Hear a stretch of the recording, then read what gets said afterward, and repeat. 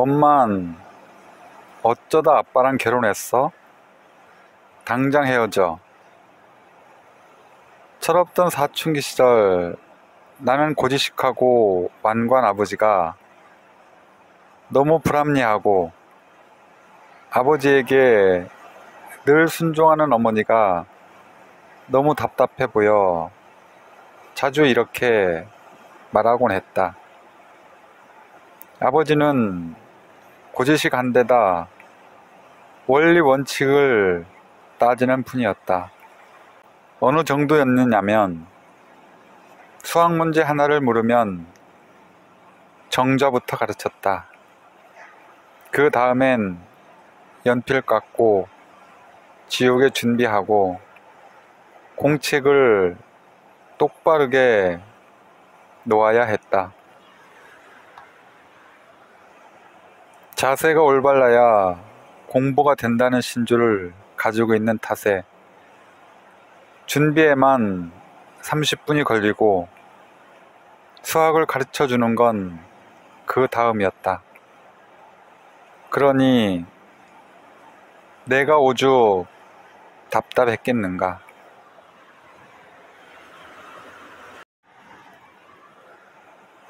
이렇게 원칙주의자인 아버지는 책을 무척 좋아해서 집에는 언제나 책이 많았다. 당시 100권짜리 세계 문학 전집이 집에 있었는데 나는 초등학교 때부터 그 책들을 읽기 시작했다. 내가 책 읽기를 좋아하는 걸 본 아버지는 퇴근길에 가끔 서점에 들러 책을 사오곤 했다. 놀거리가 마땅치 않던 시절이라 아버지가 세운 책들은 가뭄의 단비 같았다. 방학 때는 하루에 한 권씩 읽어댔다. 그리고 아버지 다 읽었어요 하면 아버지는 벌써 다 읽었냐고 좋아하며 책을 사다 주었다.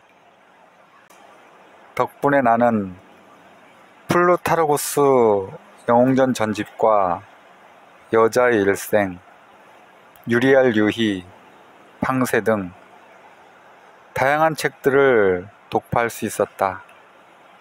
그 중에서도 제인 에어나 오만과 편견처럼 좋아하는 소설은 10번이고 20번이고 반복해서 읽었고 법정 스님의 무수유와 루이제 린저의 생의 한가운데 그리고 저네린의 그리고 아무 말도 하지 않았다도 몇 번씩 읽었다. 아인슈타인의 상대성 이론도 무슨 소리인지 이해가 잘 되지는 않았지만 열심히 읽었다. 그렇게 책이 좋던 시절이었다.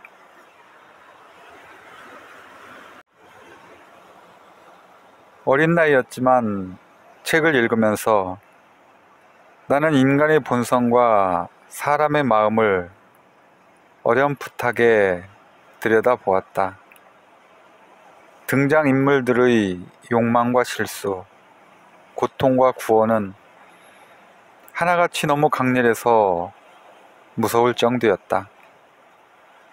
그래도 결말이 궁금해 책을 놓을 수 없었고 다 읽고 나면 주인공들이 어느 정도 이해가 되었다. 아마 나는 책을 통해 억압된 욕망과 누가 볼세라 꼭꼭 숨겨놓았던 판타지를 분출했던 것 같다. 그 덕에 세상 사람을 보는 눈이 조금은 깊어진 게 아닐는지.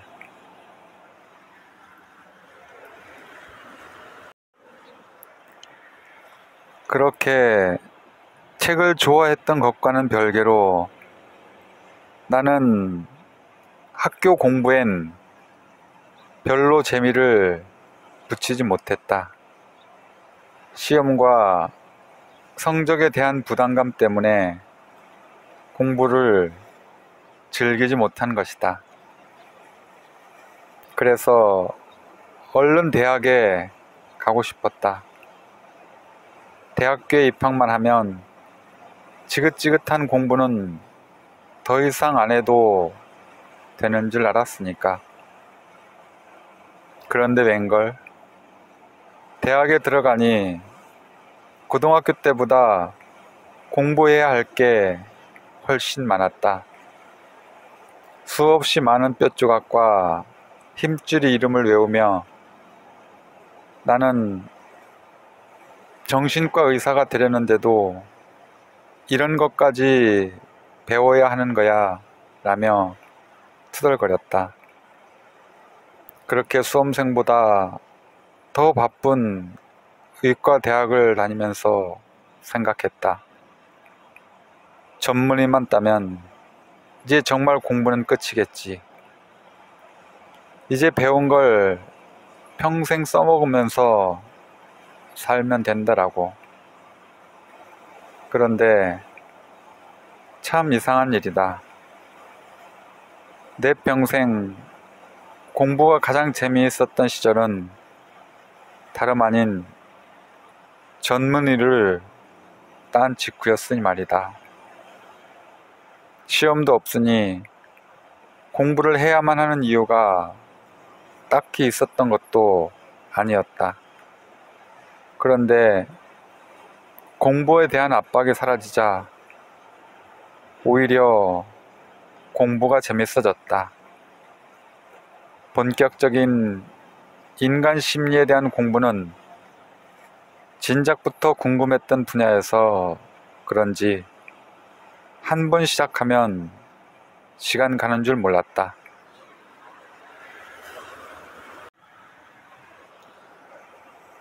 그래서 30이 넘은 나이에 일하랴, 애 키우랴, 살림하랴, 빠듯한 하루를 마치면 무척 피곤한데도 밤 11시경부터 새벽까지 책을 펴들고 공부를 했다. 누가 시켜서 하는 공부였다면 분명 책을 편 지 10분 만에 몸을 베베 꼬며 딴 생각을 했을 게 틀림없다. 어쩌면 책을 펼쳐보기는커녕 피곤하니까 아이를 재우다 같이 잠들어 버렸을지도 모른다.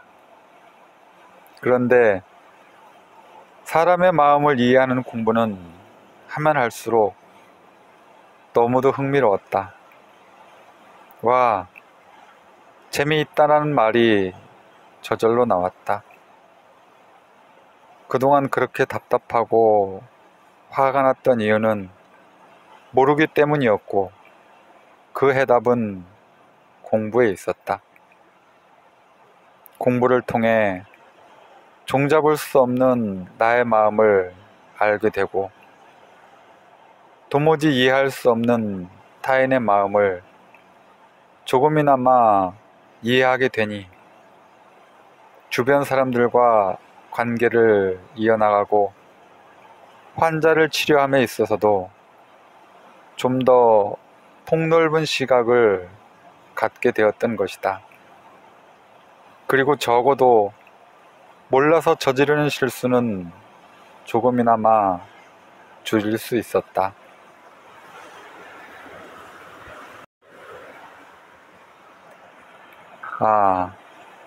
이래서 사람들이 아는 것이 힘이라고 말하는구나. 사람은 누구나 본연의 호기심을 가지고 있다. 어린 아이들을 보라. 누가 시키지 않아도 궁금하면 만져보고 맛보고 흔들어 보지 않던가. 아이들은 보상이 없어도 무엇이든 놀이로 승화시켜 하던 것도 더 잘하려고 애쓴다. 순전히 호기심 덕분이다. 그러나 점차 부모님과 학교의 통제에 길들여지면서 당근이나 채찍을 내밀지 않으면 공부에 별다른 흥미를 못 느낀다. 그렇게 공부도 억지로 하고 일도 시켜서 하게 되면 삶이 전반적으로 지겹고 무기력해진다. 내적인 호기심에 따라 알려고 애쓰는 본능 자체를 잊게 되는 것이다. 다행히 나는 너무 늦지 않게 다시 배우는 기쁨을 만끽할 수 있었다. 그리고 공부를 하며 나의 세계를 확장하고 나니 공부의 영역도 점점 더 넓어졌다. 책을 보는 것도, 직장에서 일을 하는 것도, 두 사람이 만나 결혼 생활을 하는 것도, 아이를 키우는 것도, 사람들과 원만하게 잘 지내는 것도, 하물며 옷 입는 것과 화장하는 것도 다 공부였다. 세상과 부딪히고 사람과 부딪히며 내가 어떤 사람인가를 알았고, 다른 사람을 이해하는 법을 배웠고, 나 자신을 조금 더 사랑할 줄 알게 되었으니까. 그렇게 65년 넘게 살고 보니 산다는 것 자체가 공부임을 깨달았다.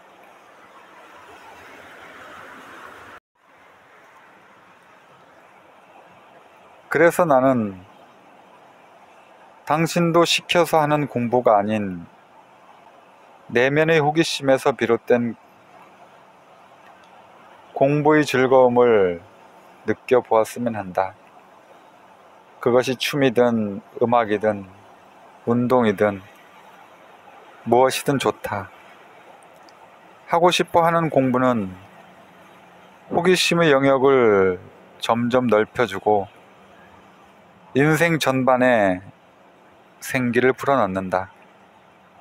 그래서 그저 재미로 인문학 강좌를 듣거나 취미 활동에 열심인 나이 지긋한 어르신들의 얼굴이 꼭 소년처럼 해맑지 않던가? 로마의 정치가 카토는 여든의 나이에 그리스어를 배우기 시작했다.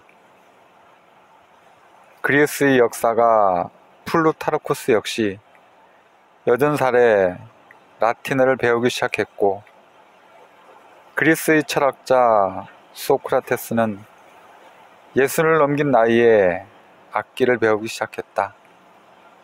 또 90살의 나이로 생을 마친 미켈란젤로의 좌우명은 나는 아직도 공부한다였다고 한다. 죽을 때까지 알고 싶고 성장하고 싶은 게 인간이다. 또 즐기려고만 한다면 공부야말로 기력이 달리고 활동 반경이 좁아지는 노년에도 인생을 재미있고 보람차게 살 수 있는 비결이다.